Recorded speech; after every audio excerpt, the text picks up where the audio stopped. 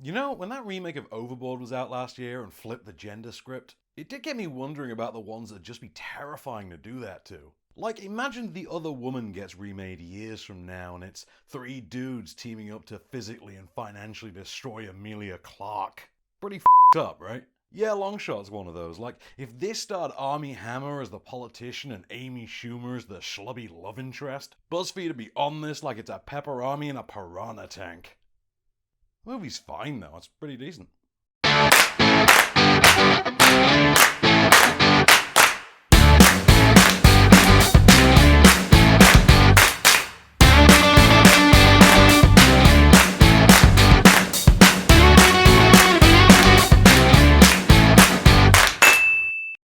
Straight up, this is one of those, if you've seen the trailer, you've seen the movies. Literally the only thing they kept out of the marketing on this is that O'Shea Jackson Jr., heir to the Cube, makes her a pretty goddamn good rom-com sidekick, really.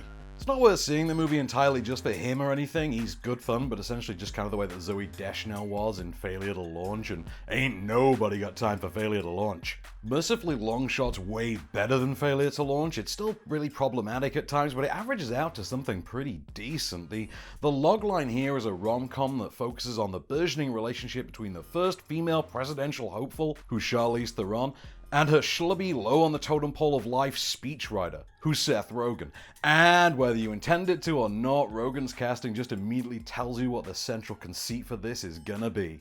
And that's right, we're going back to the kind of, well, what kind of head case would want to Seth Rogen brand of humor that we've been leaning back on with this dude for 12 years now. Since they literally marketed his breakout movie on a campaign made up of his face and the question, what would you do if this guy got you pregnant? 2007 was just so long ago now. We actually still had optimism for the Transformers movie franchise back then. That old Seth Rogen formula, though, is an easy one to pull off, and this is a pretty slick enough ride of it. Jonathan Levine's a pretty consistent mid-level director with some indie flourishes, and Rogen and Evan Goldberg are producing, so there's a pretty natural level of handling there, but there's just so much push and pull going on in the writing of, well, what's otherwise a very by-the-numbers rom-com that it's all a little shaggy around the edges. Rogen and Theron are a likeable pair though, and it's a disposable, enjoyable enough 2-hour rom-com. It's pretty boilerplate stuff, it's just with 3 extra levels of late night headline spearing crowbarred in. Without like putting real research into it and just knowing that the 2 writers on this, who are Dan Sterling and Liz Hanna, that they come from working on both the interview and the post respectively, which are 2 very wildly different mindsets and tones. Well, it's hard not to feel 2 opposing voices running through this movie like all the time. Does it want to be a rom-com with a bit of political stuff in it, or does it want to be a political comedy that also doubles as a rom-com? It's weird, it's all over the show, and it really shows all the way through it. So, at times, for instance, Rogen's character is arguably quite identical in sort of persona to his own mid-brow, this is the end satirical take, but then the next scene will see him just become this lumbering dumbass, and the IQ just melts away. It's the kind of bonehead inconsistency that crops up weirdly often in rom-coms in particular, but at least it's so much a part of the norm now that, well, you can just get past it, I guess. Plus, Rogen's generally pretty likable in the usual woke goofball way that he does so well. And Charlize Theron's getting to the R-rated comedy stuff that she's so clearly enjoyed doing so much in the past few years. Albeit, this is probably the most popcorny one of those she's gotten to date. And I always find she's got good comedic timing. That's no different here. And the kind of narratively driven, emotional empowerment beats that it goes for, they get sold pretty effortlessly. Because, well, who does turmoil or steely resolve like goddamn Charlize Theron, right? I think she actually did both simultaneously in Fury Road. It's got a solid enough hit rate on the gag front, and that chemistry works, and though you've got the 2 distinct comedic styles kind of awkwardly jarring together in the script, I mean, Levine's a good enough helmet to get it to work.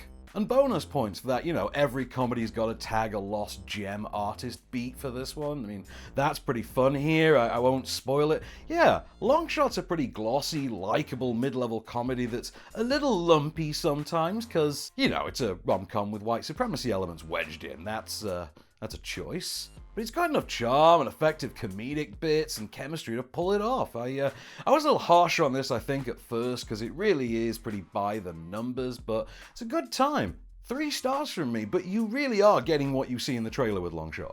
From rom-com to horror then, and let's be real about it, in the mainstream right now, horror's biggest active name is the Conjuring franchise, almost entirely through spin-offs.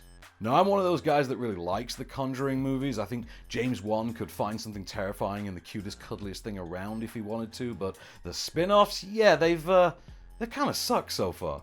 Both in what's on the page and what's on the screen, they feel to me like Netflix companion pieces to the main Conjuring flicks, like in quality too. Like if the Netflix Marvel shows were all written to the standard of the first season of Iron Fist, like that kind of level. So now meet what feels like the made-for-TV companion piece. The Curse of La Llorona's a boilerplate, ho-hum horror flick that's connected to the Conjuring series solely because Braytac from Annabelle pops in to deliver the plot's initial exposition. And that plot centers around Linda Cardellini as a widowed mom and social worker who removes what she believes to be endangered children from their deranged, foaming at the mouth mom who's screaming all sorts of nonsense about supernatural beings and the like, and can you even begin to imagine where this might go for the social worker? So yeah, that. And the threats of a weeping woman in a wedding dress who wants to drown the kids, Terminator style. That is basically this movie. Alright, so credit where it's due, Linda Cardellini is far and away the most engaging lead literally any of the Conjuring spin-offs has had. And she manages to pull that off despite being smacked around on all sides by the lumbering nothingness that is the rest of this flick. It's directed by Michael Chavez, it's his feature debut, and he just seems outright incapable of generating any kind of a fright or a scare or even any kind of effective atmosphere from this. And this cat's down to direct The Conjuring 3 next. Now, as a fan, that really gives me pause, because say what you will about The Nun, that at least managed atmosphere. This can't even get to that, it's just straight up functional and nothing more from end to end. You ever meet those really annoying people who insist on saying that's so funny rather than actually laughing? That's what The Curse of La Llorona is like as a horror flick. It tells you to be scared rather than in any way effectively scaring you. Which is a poor show for any horror flick and definitely a massive climb down for the series they so eagerly want to hook this one on. I mean, don't get me wrong, without the Conjuring connection, I'd have absolutely watched this anyway because of Cardellini and Tony Amendola, but I'd have still found this limp and lifeless and, I don't know, serviceable enough to keep watching it to the fade to black, but in either event, you wouldn't remember it the day after. I mean, it's a 1-star movie with an extra star for Cardellini's efforts, 2 to be charitable, but I'd really keep an eye on that Conjuring sequel. Annabelle 3 don't look bad, so I mean, I'm good, I'm not going anywhere, but as far as the genre goes, the independent circuit's still got a more impressive output, so if you've not seen any of like Hereditary, The Babadook, It Comes at Night, things like that, go check one of those out for way better horror cinema than the kind of assembly line effort you get in here. I mean, over to you, Annabelle.